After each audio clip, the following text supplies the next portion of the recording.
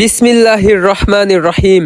ইসলামের ইতিহাসে এমন কিছু ব্যক্তি থাকেন যারা শুধু সাময়িকভাবে রাজনীতির নায়ক নন, বরং আধ্যাত্মিকতা এবং সাহসের এক অন্যতম।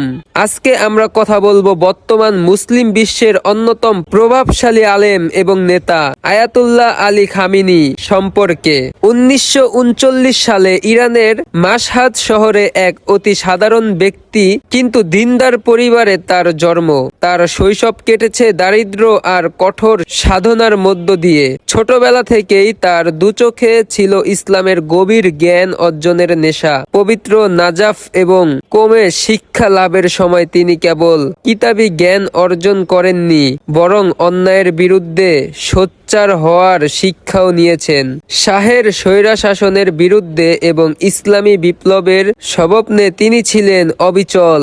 জেল, জুলুম আর নির্বাসন ছিল তার নিত্যদিনের সঙ্গী। এমনকি একটি ভয়াবহ বোমা হামলায় তার ডান হাতটি অকেজো হয়ে যায়, যা আজও তার ত্যাগের এক জীবন্ত সাক্ষী। কিন্তু কোনো কিছুই তাকে সত্যের পথ থেকে বিচ্যুত করতে পারেনি।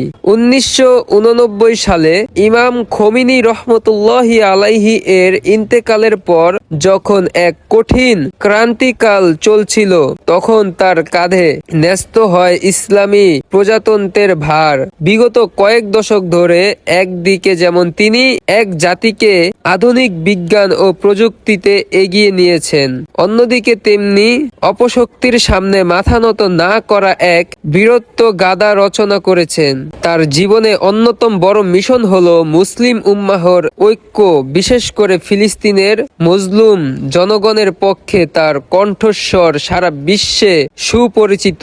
তিনি বিশ্বাস করেন, মুসলিমরা যদি ঐক্যবদ্ধ হয় তবে পৃথিবীর কোনো শক্তি তাদের দমাতে পারবে না। আয়াতুল্লাহ আলী খামিনি কেবল একজন রাজনৈতিকবিদ নন, তিনি একজন গবেষক, লেখক এবং আধ্যাত্মিক পথ প্রদর্শক। তার জীবন থেকে শেখার আছে ধৈর্য, প্রজ্ঞা এবং আল্লাহর উপর অবিচল ভরসা। আল্লাহ তাআলা এই মহান আলেমকে নেক হায়াত দান করুন এবং মুসলিম উম্মাহকে সঠিক পথে পরিচালিত করুন। আমিন।